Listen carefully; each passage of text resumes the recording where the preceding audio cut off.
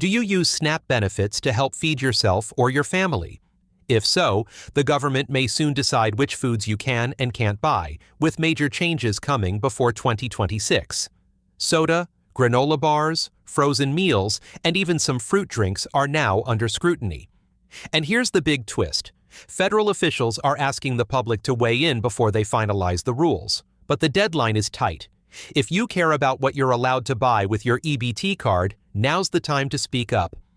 This shift started slowly at the state level, but now it's moving fast and reaching federal agencies.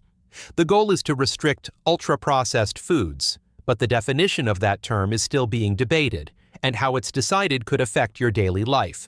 So in this video, I'm going to explain exactly what's happening, what foods are being targeted, and how your feedback could influence SNAP policies across the country.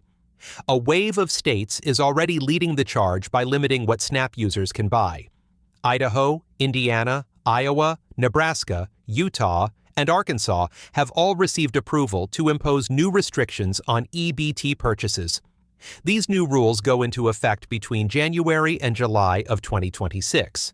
In some cases, this means soda will no longer be allowed. In others, snacks and processed foods will be limited. These state-level decisions are laying the foundation for a larger federal movement that could affect the entire nation. What's interesting is that while each of these states is taking a slightly different approach, the underlying message is the same: reduce access to unhealthy foods through SNAP. That's not just a suggestion anymore. It's a policy direction. If you live in one of these states, changes are already locked in. But even if you don't, the fact that 6 states have been granted waivers to move forward suggests a growing acceptance at the federal level for these types of changes. The Make America Healthy Again movement is the driving force behind much of this momentum. This initiative aims to reshape how Americans eat by changing what's allowed under SNAP and similar programs. Their argument is simple. The government should not fund unhealthy diets, but the solution they propose, restricting access, could have serious consequences for low-income families, people with disabilities, and those with limited cooking access. This movement isn't just spreading on paper, it's gaining actual influence with lawmakers and federal officials. By aligning with public health goals, the movement has become a powerful lobbying force. And now, as this movement pushes deeper into federal policy, we're seeing officials take real action. What started as a fringe idea is now shaping national debates, and that means SNAP recipients everywhere could feel the impact soon. Now that the USDA, FDA, and Department of Health and Human Services are officially involved, this debate has become more than just a state-by-state issue. These agencies are working together to define what counts as ultra-processed food, a definition that will eventually guide what's permitted under SNAP. This is the first step in creating a national food policy for federal benefits. Why is this important? Because once a federal definition is finalized, it can be enforced across all 50 states. That means no more patchwork of different state rules. It'll be one standard for everyone. And since this definition will also influence school lunches and WIC benefits, it's likely to have ripple effects far beyond just SNAP recipients.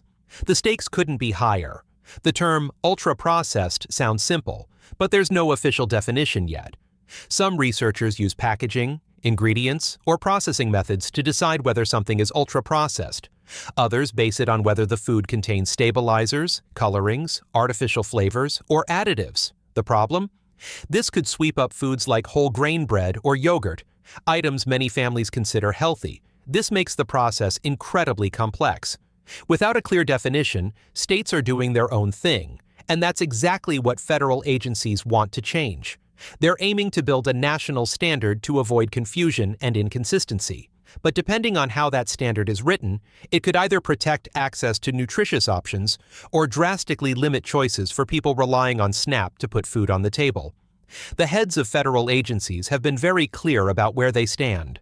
USDA Secretary Brooke Rollins stated that they are focused on ensuring families consume only the healthiest food possible, and that they plan to work with partners to eliminate junk food from federal nutrition programs. Similarly, Secretary Kennedy of Health and Human Services said flat out that it makes no sense to allow SNAP dollars to be spent on soda or other sweetened drinks. These aren't vague suggestions. These are policy signals. With nearly 9% of SNAP dollars reportedly going towards sweetened beverages, officials believe it's time for a change. And with these quotes now part of the public record, there's no doubt that the intent to tighten restrictions is strong. The only remaining question is how far they'll go and how quickly they'll move.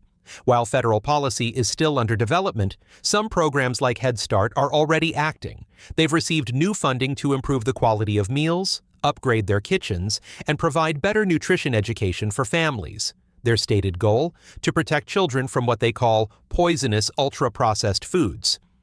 This is important because it shows how quickly change is happening. Even before the federal definition is finalized, government-backed organizations are aligning with the Make America Healthy Again vision. As these policies take hold in education and childcare settings, it's very likely that SNAP programs will be next in line for similar restrictions. Right now, the government is asking for your feedback through the Federal Register, and the deadline to submit your thoughts is September 23rd. They're looking for answers to detailed questions like, what ingredients should be considered ultra-processed? How much of an ingredient is too much? Should nutrition facts play a role in classification? This comment period is your opportunity to speak directly to federal decision-makers before rules are locked in. Whether you agree with these changes or believe they'll do more harm than good, your voice matters. If you've ever felt frustrated by how policy decisions are made without input from real people, this is your moment to participate. It's easy for policymakers to ban foods on paper, but the reality is that people rely on certain items for medical, sensory, or financial reasons. Some SNAP users may be diabetic and need juice or snacks to manage low blood sugar.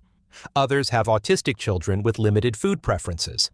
People with disabilities may not be able to prepare fresh meals, relying instead on frozen or packaged foods. These are real situations that deserve real consideration. Banning certain foods could unintentionally hurt the very people SNAP is designed to support. That's why defining ultra-processed food too broadly is dangerous. A one-size-fits-all approach could leave vulnerable Americans without access to safe, affordable, or familiar meals. According to some public health reports, more than 50% of calories consumed by Americans come from ultra-processed foods. That sounds alarming, but it's also unclear what exactly those foods include because every researcher uses a slightly different method to define them. Without a common standard, it's hard to know how serious the problem really is. Still, these statistics are being used to justify stricter food policies, and even though some ultra-processed foods may be unhealthy, others, like whole grain cereal or yogurt, might offer nutritional value. That's why SNAP users need to be informed and involved in shaping how these new policies are defined and enforced. Otherwise, the wrong foods could end up banned for the wrong reasons. If the federal government adopts a unified definition and uses it to guide SNAP restrictions, we could see sweeping changes nationwide. Families who rely on EBT might suddenly find that many common food items are no longer covered. Meanwhile, families with more income can still buy those items with cash, creating a two-tier system based on wealth. This creates a fairness issue. Everyone deserves the freedom to choose what's best for their dietary needs and lifestyle. If SNAP restrictions are written too harshly, it could send a message that low-income Americans don't deserve the same options as everyone else. That's why this moment is so important, and why we must all stay informed. We're at a turning point. Federal leaders are setting the stage for the biggest changes we've seen in SNAP in years, and they're moving fast. But until September 23rd, you still have a say. Submit your comment to the Federal Register and tell them what foods matter to you. Should yogurt or frozen meals really be banned? Or should nutrition policies reflect real-life needs? If this video helped you understand what's coming, please like this video and subscribe to Social Security Post. We'll keep bringing you important updates on SNAP, Social Security, EBT, and more. And let us know in the comments, what foods do you rely on that others might overlook? Your voice is powerful. Use it.